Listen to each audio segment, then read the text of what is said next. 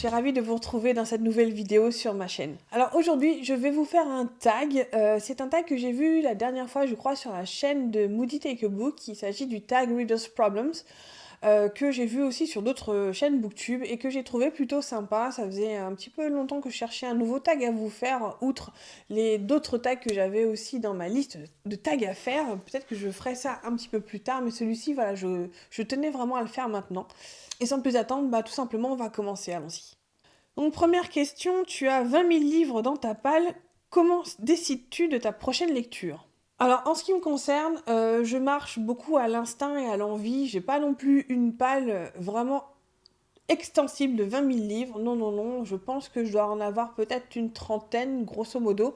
Donc voilà, c'est pas non plus une palle super, super grande, mais bon, c'est une palle quand même. Et moi, je fonctionne plutôt voilà, à l'instinct ou vraiment sur le moment. Tiens, qu'est-ce que j'ai envie de lire? Est-ce que c'est plutôt de la science-fiction, de la fantasy, du fantastique? Est-ce que c'est plutôt du policier? Est-ce que j'ai envie d'histoire d'amour ou pas? Ou voilà. C'est vraiment en fonction de ça. Au moment où je vais lire, qu'est-ce que je vais prendre, qu'est-ce que j'ai envie de lire.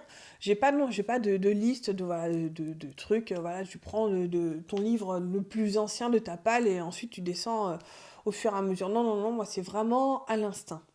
Deuxième question, tu as lu la moitié d'un livre et tu ne l'aimes pas. Tu abandonnes ou tu continues? Alors ça m'est déjà arrivé d'abandonner des livres, ça m'est déjà arrivé plusieurs fois, notamment si vous avez vu un ancien tag que j'avais fait, je crois que c'était les livres The Most Embarrassing Unread Books, si je me souviens bien, je parlais de ces livres que j'avais essayé de lire et que j'avais jamais réussi à lire en entier.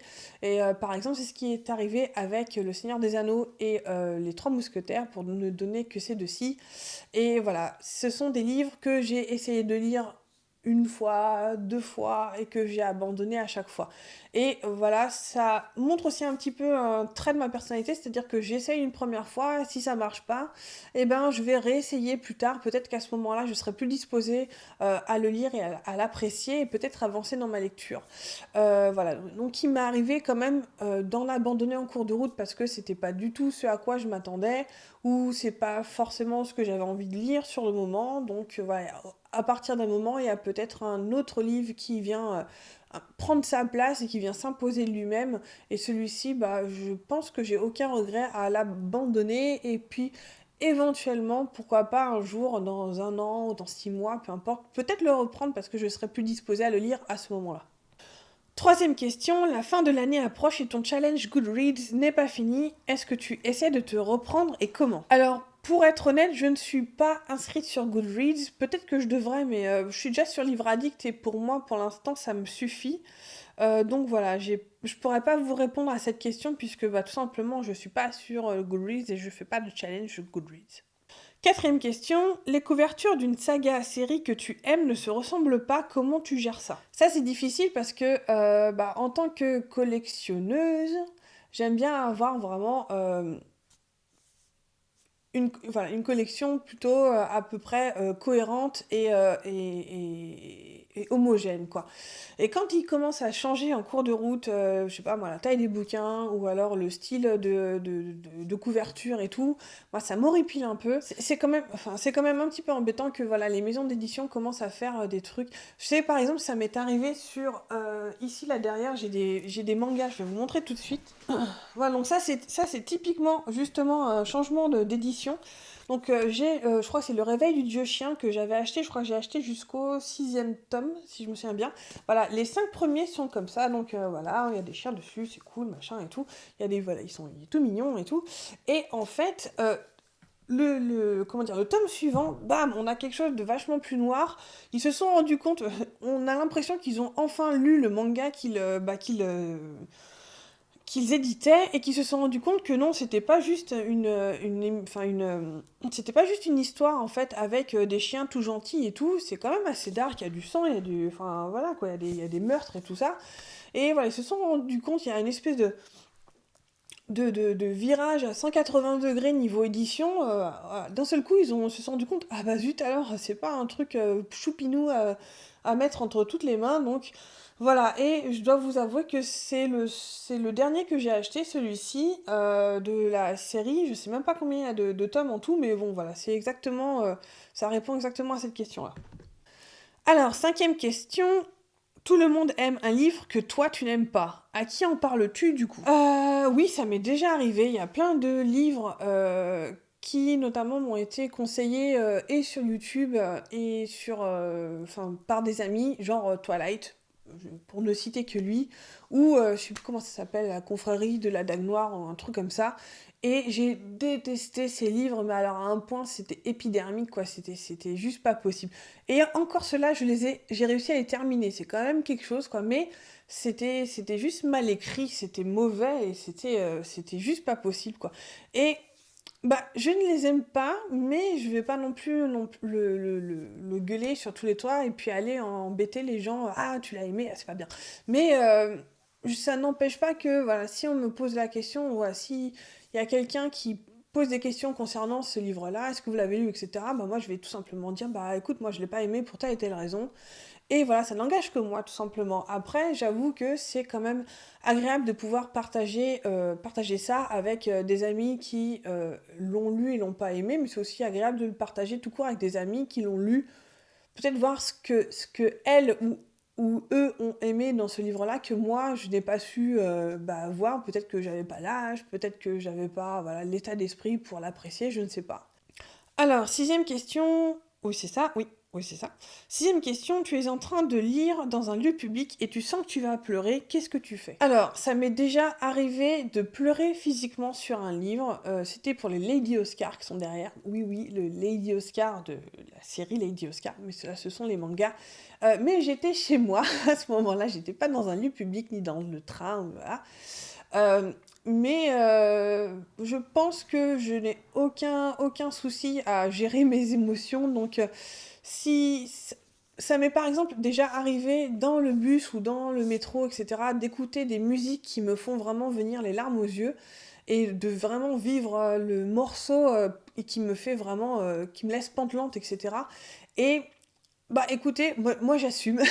J'assume que cette musique me donne de l'émotion et voilà. Alors, peut-être que ça va pas forcément me faire pleurer à chaudes larmes, mais d'avoir juste voilà, des larmes au coin des yeux, bon bah voilà, on efface et puis on s'en fout. Hein, je veux dire, ça ne regarde que moi et puis les autres, je m'en fiche, tout simplement.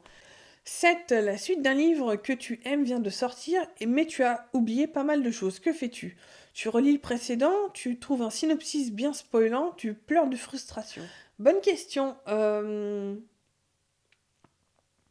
J'aurais tendance peut-être à relire ou bien juste le tome précédent ou alors carrément toute la saga.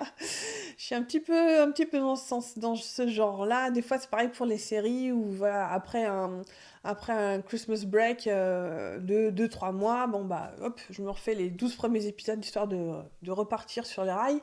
Ça m'arrive pas tout le temps, mais ça m'arrive. Et par exemple, là, c'est. Pour tout vous dire, par exemple, j'aimerais beaucoup lire la suite de Robin Hood, donc c'est la deuxième partie de l'Assassin Royal, en sachant que j'ai lu la première partie de l'Assassin Royal et Les Aventuriers de la Mer, et donc il y a cette deuxième partie de l'Assassin Royal, et ensuite là, la saga qu'elle sort sur la Cité des Anciens, que j'aimerais énormément lire, et que il faudrait que je relise le reste, mais l'ampleur de tous les livres à relire me fait un peu baisser les bras et du coup je lis plus rien de Robin Hood et c'est vraiment dommage parce que c'était vraiment une saga et un univers que j'ai absolument adoré et voilà c'est l'ampleur de tout ce qu'il y a à relire. Peut-être qu'il faudrait que je retourne sur un synopsis, aller voir sur Wikipédia le résumé des tomes précédents, histoire que je me remette un petit peu dans le bain pour éviter tout ce qui était un petit peu long à lire. Peut-être que ce serait une bonne solution pour éviter justement ce clash de le fait de ne pas de ne pas lire hein, tout simplement les livres qu'on aimerait bien lire. Alors, on est à la huitième question. Tu ne veux pas prêter tes livres. Comment dis-tu non gentiment si on te pose la question? Ça, c'est une grosse question. Je fais attention à mes livres dans une certaine mesure et je dois dire que je cible les gens à qui je les prête. Ce sont des gens en qui j'ai confiance, que je sais qu'ils vont bien traiter mes livres parce que voilà, il n'y a rien de pire que de prêter un bouquin à quelqu'un qui, par exemple, corne les pages pour. Voilà, utilise un marque-page, mec. Utilise un marque-page. tu ne cornes pas les pages, s'il te plaît. Ou alors, voilà, je sais pas moi, se torche avec, parce qu'il y en a certains, ils te rendent des bouquins, ils sont juste dans un état lamentable, quoi. Ça m'arrive de moins en moins, donc voilà, je les prête vraiment à des gens particuliers, et qui, je sais, si par exemple, ils vont avoir un souci, s'ils l'ont perdu dans un déménagement ou quoi, je sais qu'ils vont me le racheter pour me le redonner. Et ça m'arrive aussi, par exemple, on m'avait prêté La Ligne Verte il y a pas longtemps, voilà, on me l'avait prêté dans un état vraiment nickel. Il avait déjà été lu une fois, mais il était vraiment comme s'il avait à peine été ouvert. Mais moi, je l'avais lu, j'étais dans les transports, dans le métro, etc. Donc voilà, un livre dans son sac à main, ça s'écorne un petit peu, il ne ressort pas comme si... quand vous le rendez, il est pas comme si vous le sortez de chez le libraire, quoi. Donc, du coup, j'étais un petit peu gênée de le rendre dans cet état-là, et il me semble, je sais même plus si je l'ai racheté ou pas, mais voilà, c'était... Je préfère être clean à ce niveau-là quand moi on me prête des livres, donc j'attends à ce que justement les gens soient clean avec moi quand je leur en prête. Neuvième question, tu as choisi et reposé 5 livres le mois passé, comment gères-tu ta panne de lecture? Je ne sais pas. Je ne sais pas, ça m'est jamais encore arrivé, j'ai toujours réussi à lire sans forcément... voilà, s'il y a tout simplement un livre sur lequel j'ai une panne, je le pose et je vais lire autre chose, et en général ça a plutôt toujours bien marché pour moi. Donc voilà, je ne saurais pas comment répondre à cette question-là. Euh, mais en général, j'essaie. Peut-être que si vraiment il y a vraiment un problème sur les livres les uns après les autres, je vais peut-être me retourner vers un livre que j'ai déjà lu, que je sais que j'aime et que j'ai envie de relire, pour ensuite relancer la machine et repartir sur autre chose pour que l'envie revienne comme ça. C'est peut-être ma solution pour cette question-là. Question 10. Il y a tellement de nouveaux livres que tu rêves d'acheter, combien en achètes-tu réellement? Alors c'est une question un petit peu particulière, il y en a tellement que j'ai envie d'acheter, vous n'imaginez même pas. Mais comme vous voyez derrière, ma bibliothèque commence à être assez full, et pour l'instant on ne peut pas forcément racheter de nouveaux meubles. Faut que j'ai réussisse à vider celle-ci pour du coup en faire une vraie bibliothèque, ou essayer de trouver une autre solution. Mais du coup voilà, c'est peut-être plus ça qui me restreint pour acheter de nouveaux livres. Mais il y a aussi tout simplement... le budget, hein, on va dire, quand on commence à habiter tout seul, à avoir les factures qui s'accumulent, les livres, ça devient un petit peu secondaire. Il y a eu toute une période, quand j'ai commencé à travailler, quand j'ai déménagé, quand j'ai eu pas mal de frais annexes, les livres, ça devenait complètement secondaire. J'en ai pas acheté pendant extrêmement longtemps. Maintenant, je commence à m'y remettre, notamment grâce ou à cause de cette chaîne YouTube. Mais voilà, je pense que... En fait, en général, ce que je fais, c'est que voilà, s'il y a des livres que j'ai envie d'acheter, j'attends un petit peu de voir si c'est juste une envie, un caprice ou une envie passagère, ou si c'est vraiment, après quelques mois, si j'ai toujours envie de l'acheter ou de l'avoir. Là, à ce moment-là, peut-être qu'il sera plus en librairie, mais bon, il est toujours sur Amazon, sur Book Depository, sur la Fnac, peu importe. Mais voilà, j'essaie de voir si mon envie tient un petit peu sur la longueur, sur quelques mois, et à ce moment-là, je me lance pour l'acheter.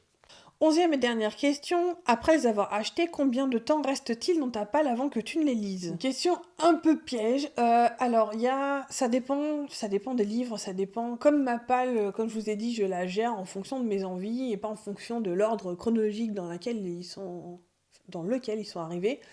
C'est un petit peu pareil. Il y a des livres du coup qui sont dans ma palle depuis des mois voire des années, et il y en a d'autres qui font un passage éclair dans ma palle en une semaine. Ils sont dans ma palle et ensuite je les lis. Donc c'est vraiment en fonction du livre en question et de mon envie. Voilà, c'est la fin de ce tag. J'espère qu'il vous aura plu. Si vous avez envie de le faire, écoutez, n'hésitez pas. Peut-être n'hésitez pas non plus à me mettre un petit commentaire sous cette vidéo pour m'indiquer votre tag à vous. Et puis voilà. Voilà, en attendant, je vous souhaite d'excellentes lectures, un très bon week-end et je vous dis à la prochaine. Ciao.